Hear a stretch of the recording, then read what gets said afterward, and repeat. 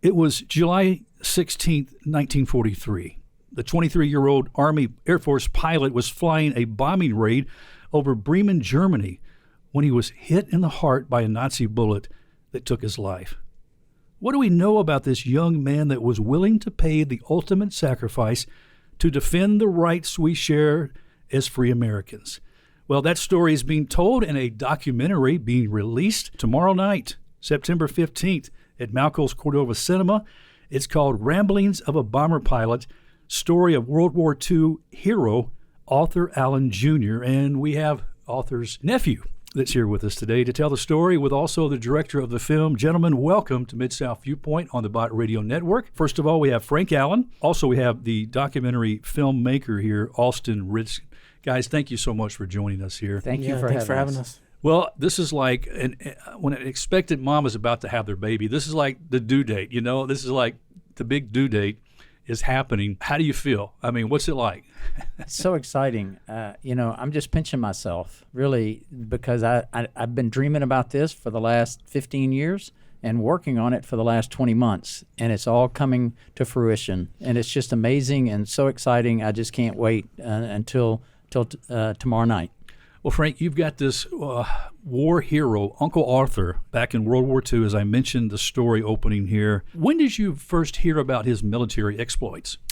Well, my dad did such a wonderful job of keeping records. And so my dad was the one that told me about Arthur and told all of us. I have 4 siblings, and he told all of us about Arthur, and he had Arthur's medals put up on the wall. Every time we walked into his house, we would see those medals. And so there were books that were written that included Arthur's missions, and so my dad would show us those books, and that would help us understand the mission and what he did. You know, there's something about family storytelling that's really special when you think about it. You know, as you look at generations and just passing down history of family, you know. I had a great aunt that's now in heaven, and I remember as a child listening to her share stories about our family. And some was quite intriguing. Some you don't probably want to talk about. But I remember one that we were related distantly to John Tyler, the president, you know. Oh. And so there was a connection there. So that was very interesting, you know. I don't have much more details than that. But to have the treasure that you have here, was there letters too? There were letters. There was a piece called Ramblings of a Bomber Pilot that Arthur wrote while he was stationed over in the UK at Bury St. Edmunds. So that's how we got the title of the film, Ramblings of a Bomber Pilot, because he wrote it. So the things that we'll be talking about in the film are actually from Arthur's heart and from his mouth. Yes. The World War II veterans have been called the greatest generation. Many who served these various campaigns have returned, though, without telling their stories. It really affected them emotionally, many. I've had many on this program to share their stories. You seem like you had a lot of details about Uncle Arthur's life and story.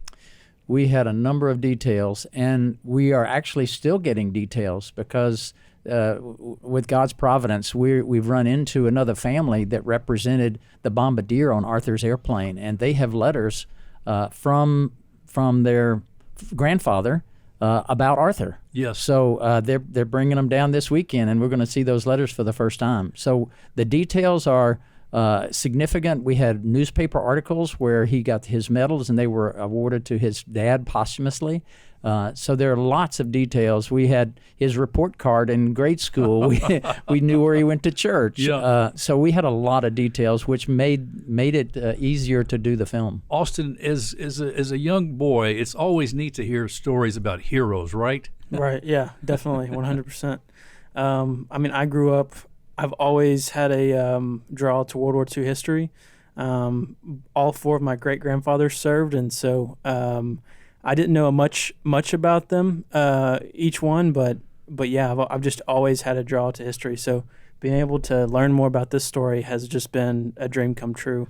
Was there one particular story, as your dad, when you were a child and your dad used to tell the Uncle Arthur stories, one story that stood out you like to hear repeated over and over again, Frank? Well, there was a story about one of his missions where he came back with 169 bullet holes in his airplane, and it was a miracle that he was able to land. He kind of crash landed because the brakes were out.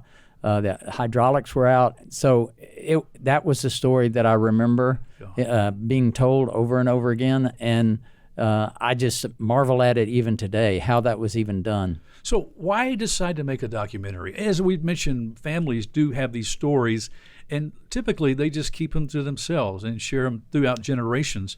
Why tell Arthur's story? Well, there's several reasons for that. One, I wanted to honor his life and preserve his legacy for my own family. So even if no one else heard about it, that would have been a good goal achieved, just having it for my family. Yeah. But beyond that, we wanted to encourage other veterans, as you were referencing earlier, to tell their story, because a lot of veterans come home and they're so shell-shocked and they never talk about it.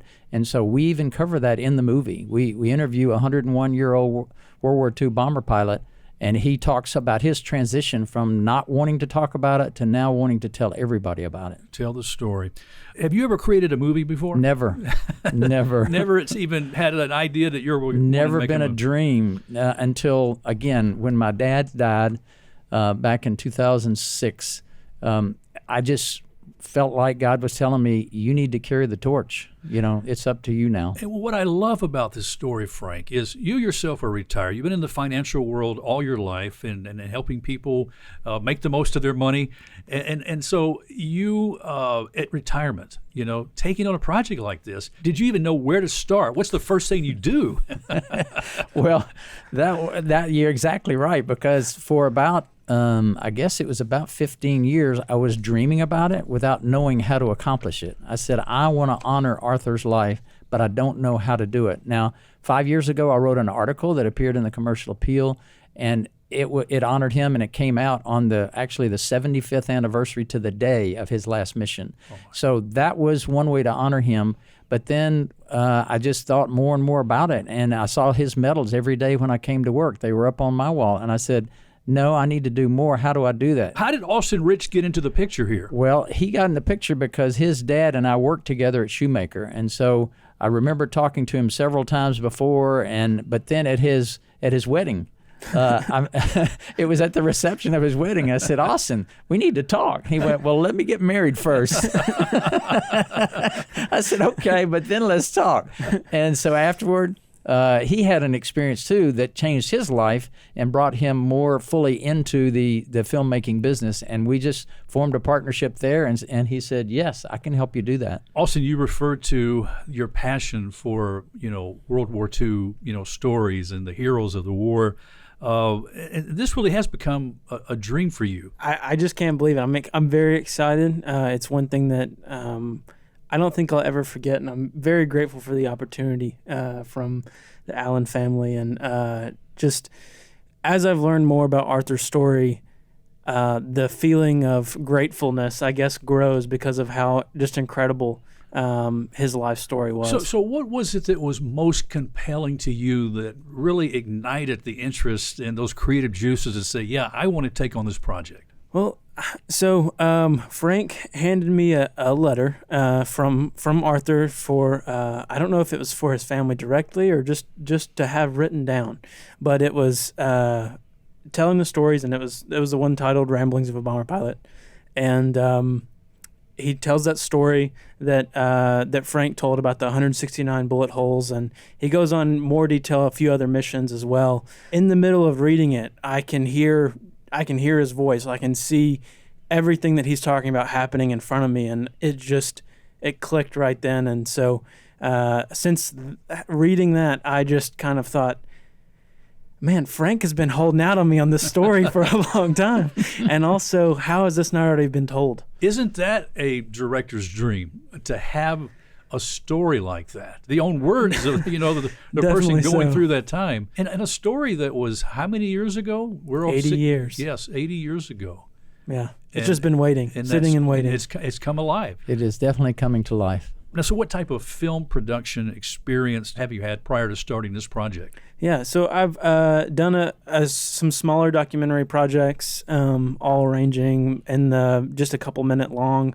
But then in 2020, I actually did a documentary on my grandfather and told his life story. He was a Vietnam veteran, and he also is a beekeeper, and so I told his life story and in a film, and it's actually what Frank saw that kind of sparked the conversation, or kind of originally. Yeah. That's interesting too, Austin, at your age, because a lot of people in the demographic age you are, they don't seem to have a love for our country. I'm not saying for all. Oh, no, yeah. It doesn't really seem to be that important. Why has it really sparked interest for you? Honestly, I've always loved history. Personally, I never thought I'd have a chance to contribute to it or even, be a part of it in some way. But really, I feel like I've always been a little bit different than my demographic necessarily. In a good way. Maybe, I guess a more traditional good way. I've got a daughter already, and I'm married, and I don't know, most people at my age aren't doing that, and I understand. Everybody has their reasons, but I'm excited about life, and I just want to continue to, care about the things that are important to me, and that's God and my family and my country. I love it, Austin. So let's dig in a little more about Arthur's life. Where did he grow up? When did he first go into the military? Where did he go to basic training? And what was his family life like growing up? Yes, he lived on Carnes. He was born in Talladega, Alabama, but as a youngster, he moved to Memphis, and he and my dad both lived in a house on Carnes. He went to Messick High School, graduated from Messick in 1937. He went to the University of Memphis after that. I don't think it was called the University of Memphis at that time. No, it was State Teachers College, maybe? I think so, yeah. But Arthur was multi-talented. He was a very versatile person and fella. He was very likable. He was the editor of the yearbook. He played on the football team. He was in the drama club.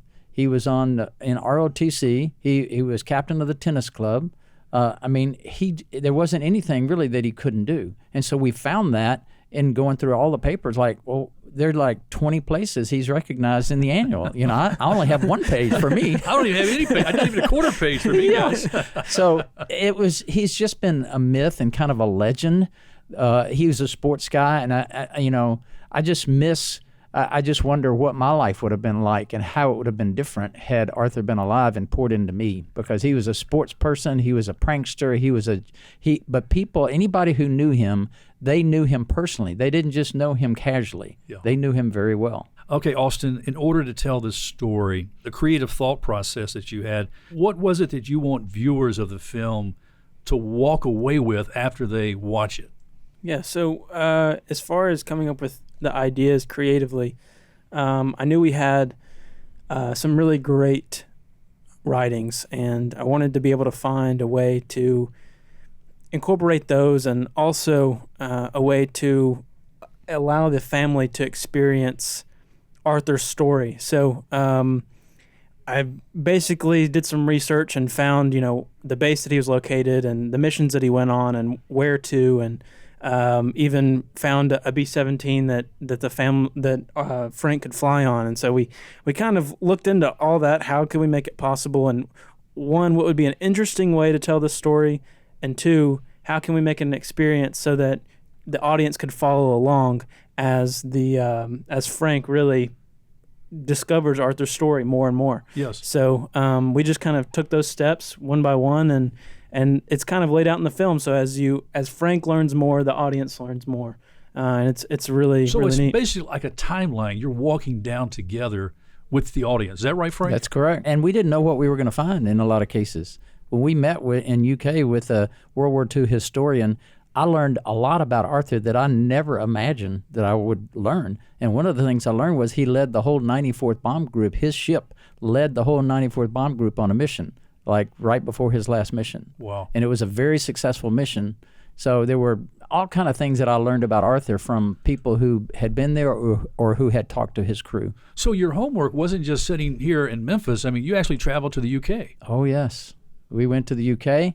We wanted to, my desire, and Austin just made it come true, was to retrace Arthur's last steps and we went to Eagle Pub in the UK, which is where pilots went and American military people went. And we went looking for his name because it's a place where you put your name up on the wall in the ceiling. And we found his squadron number 332nd on the ceiling at that pub. Wow. Oh my. We ended up putting his name on the wall. We asked the manager if we could do that, and they allowed us to put it on. Said from in memory of Arthur, on behalf of the Allen family. What a special moment. It was incredible. What was that like for you to write that? Well, it just gives me chill bumps even talking about it now. It was just, to me, it put Arthur at a place where it documented that he was there. Yes. And so I felt his presence there, and not only there, but at Rougham Airfield where we went and did the interview with Cliff Hall, and I just felt Arthur's presence there, and it was just incredible. So this historian that you met with, how did you discover him and set up that meeting? Was that something you did also? Yeah, so I was reading in a book. It's called Lingering Contrails, and it's about the 94th Bomb Group that Arthur was a part of, and it's just different stories. And I read one, and it was it's a quote from this guy, and it said he was 12 years old whenever the boys were stationed there, and basically said he's something about him being a historian. And I was like, man, it'd be great if we could find this guy. And I started looking, couldn't find anything. It was kind of a bummer. But the next day, I was in this Facebook group of the 94th Bomb Group, and somebody shared something about him, and I instantly was like, this is great, because it's like, if I wouldn't have known the name the day before, it wouldn't have mattered much to me. Yeah. But I knew that he was there. Right beside. He grew up right beside the base, and he's the historian of that base now. And so it was perfect timing, I guess. It was God's timing, if you will. There are certain scenarios. I've seen the trailer. Okay, so you recreate certain scenarios to help tell the story. I mean, there's places where you feel like you're in Uncle Arthur's plane. How did you do that? Yeah, it's just. Or is that a secret? You can't tell us. Well, I just thought, if we can make it feel as realistic with Frank experiencing the different things, it would be just the most entertaining, and also you would be able to tell the effect that it has on Frank, and you'd be able to tell the impact of more of what Arthur did. So you'd have more understanding and more context, I guess. I like what you said there too about entertaining, because folks like to go to the movie to be entertained. So there's a value there, but balance with the historical information, Frank, is what seems to really make this film. Absolutely. In fact, I had a 99-year-old veteran who came to see the movie, and after the movie we went over to his house because he invited us, and he said, I want you to see all the stuff I've got. And so we went and talked to him, and I said, well, what did you, Dick, what did you think about the movie, about the film? He said, it was better than Hollywood because it was real. Yes. It was real. It was real. The thing that got me was he said it all really happened, and he said it's the real deal. And so I was like, that's a win right there. That's got to be the best compliment, right? It is, because he was there. He was actually a part of the 94th Bomb Group as well. So I mean, he was stationed at the same place. He didn't know Arthur. Yes. But he was stationed at the same place and went on some of the same raids, just in a different airplane. Location shooting, was there one place you did more shooting or location work at, or? Yeah, the main was at the Rougham Air Base. Probably would be the main one. Either that, or maybe for the time of the film, it'd be close between that and the airplane itself that we're flying in. Both of those kind of maybe have the most percentage-wise, I guess, if you would, of the film. So you found an actual plane dated from that period that is still flyable. At the time, yes, it was. Okay. Yeah. So it was. We flew with B-17 Texas Raiders, and it actually a couple months later was in the news. It unfortunately there was an in-air collision at a air show in Dallas. Wow. And sadly, the crew was lost, and we were very saddened by that. But it was just one of those things that we got in at the last minute. Actually, we were only a couple months before that accident.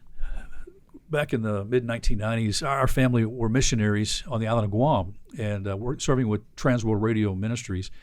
And one of the things that happened each Christmas was a project called Operation Christmas Drop. And it started back in after the war when pilots were flying back from the Pacific.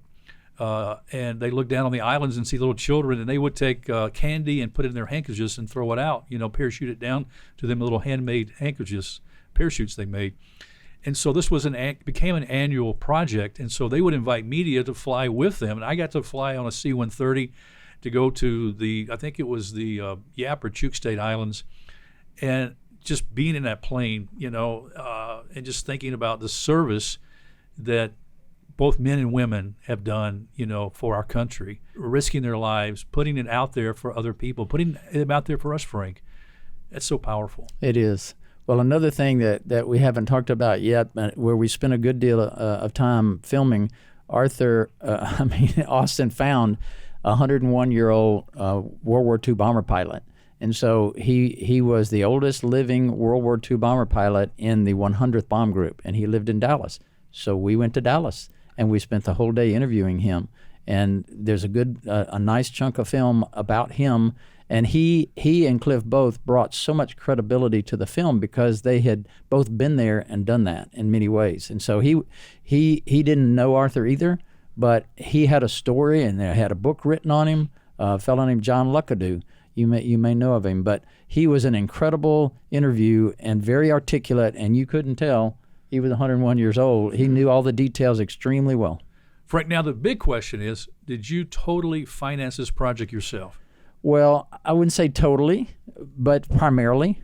I didn't want to put any burden on anybody who either didn't have it or wasn't as sold on it as I was. But I was sold, and I welcomed any help I could get. But if I didn't get any help, I was ready to fund the whole thing. And so anyway, my family chipped in, and it's a family project. But being retired, and I had more time to give, and so I was happy to chip in and help any way that I could. Well, as you mentioned, Dick Eastman's comments after seeing the film, several have given you very positive feedback. As you mentioned, Dick said, "I love that it's not Hollywood. This isn't made up. It's the real deal. It all really happened." And then Brenda said the documentary should be shown throughout the United States.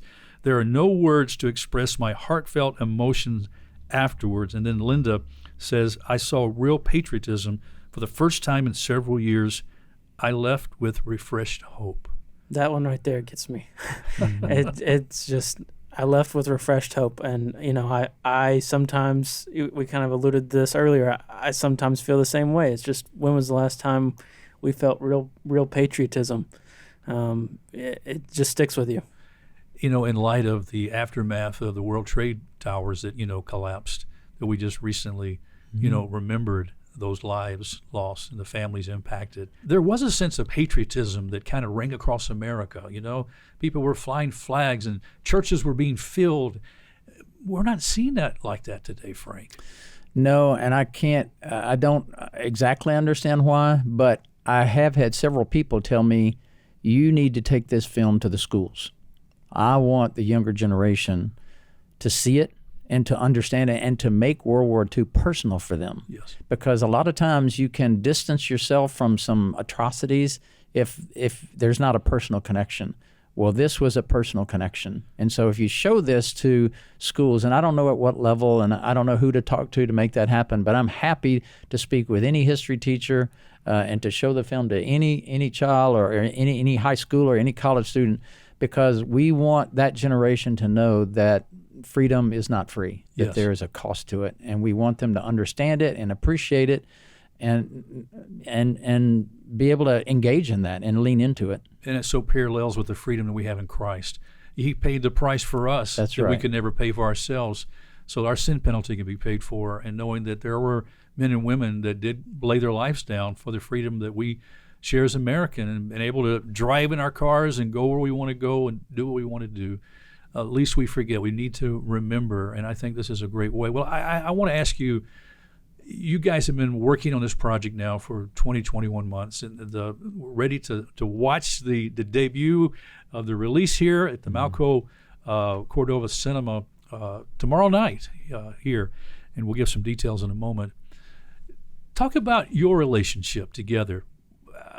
How is it developed? How much do you appreciate each other? What have you learned about each other and working with each other? Oh, man. I can start with a quick story.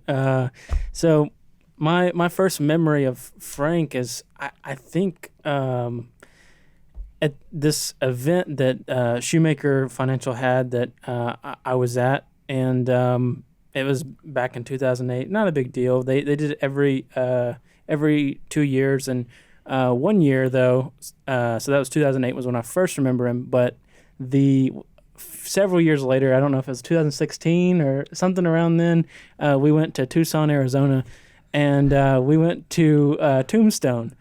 And Yes, we did. Yes, we did. So Tombstone, the film was based on the story in the city and the town there, and man, you just thought Frank was on top of the world. He was loving it. I think the event they had that night, they had he dressed up as Wyatt Earp. And, I did. Had my mustache on. You have Spurs too? Yeah. It was great. I actually had just watched the film for the first time like a couple months before that. So I had this fresh appreciation for the movie. And so we were just loving it everywhere we were going. But so we've had some familiarity, and we've joked with each other in the past, but now I would say that we're very, very close, and there are not many days that we go without talking to each other. So and it's always good. That's We all. do. Frank, We do. another son here? Absolutely. I would take him anytime. But, it's just been a great relationship because I think each of us respect what the other brings to the table. I don't think either one of us could have done this on our own. Yeah. I know I couldn't have. I'll put it that way. Yeah. I couldn't have either. So I think what we each provided was respected by the other and valued so much by the other and trusted.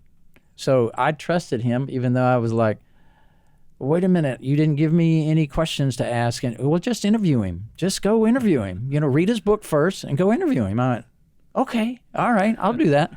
So I just had to trust him that because I think one of his main things is, well, you don't want a script. There's not a script to any of what we did other than what Arthur wrote. And so I had nephews and nieces. They got involved in reading letters and reading Arthur and reading Arthur's dad and reading Arthur's girlfriend, what Arthur's girlfriend wrote.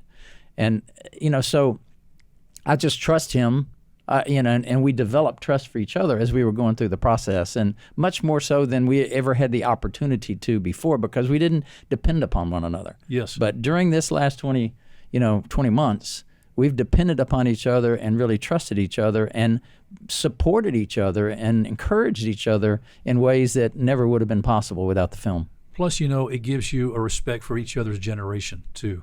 I think that's a fair point. Yes, I do. I love that. Yeah. Ramblings of a Bomber Pilot, story of World War II hero Arthur Allen Jr. is set to premiere at Malco's Cordova Cinema starting Friday, tomorrow night, September 15th. And the thing here, gentlemen, is the more attendance that this movie gets, maybe expand theaters in the city and maybe even let it run longer. Is that right? That's what we understand. Yes. And I even ask, hey, is this a possibility? Is this a fair assumption? And the answer was, yeah, it's a fair assumption. You do well, and we're likely to push it out to our theaters. And so I'm just excited. Whether it does or not, it doesn't tell me whether it's a success or not. I mean, as far as I'm concerned, we're good. We're good if it doesn't do that. But I think the more theaters it goes to and the more people that see it, again, we're telling Arthur's story over and over again to more and more people. Yes. And that was the goal, and we really desire that, and hopefully it will affect other families, and they will stand up and they will maybe even want to do the same thing. Yes. Also, I believe there's a website that our friends can go to. Ramblingsfilm.com. It has some information. You can sign up actually for a newsletter to find out, maybe you're not able to make the showing. You'd be able to connect with us and be able to find out future ways that you'll be able to watch the film. So that would be the best place. There's a trailer on there, and it's great. So, Thank you. Check it out. Gentlemen, Frank, Austin, God bless you, my brothers. Thank you so much for telling Uncle Arthur's story. We just want to dedicate this program to him and his in the memory and other men and women too who have made this ultimate sacrifice. Thank you guys for sharing the story. And friends, listen, you've got to go see the film starting tomorrow night at Malco's Cordova Cinema. It's opening night. And like I said, the more you get your friends to know about it and go, it can be a great way to just keep this movie going and just preserve our history as Americans. I appreciate you guys so much. It's been exciting to be here. Thanks for having us and Thank you. helping us spread the word. Well, friends, that's all the time we have on this edition of Mid-South Viewpoint. Thanks for stopping by. I'm Byron Tyler, and we'll talk to you next time. Bye-bye.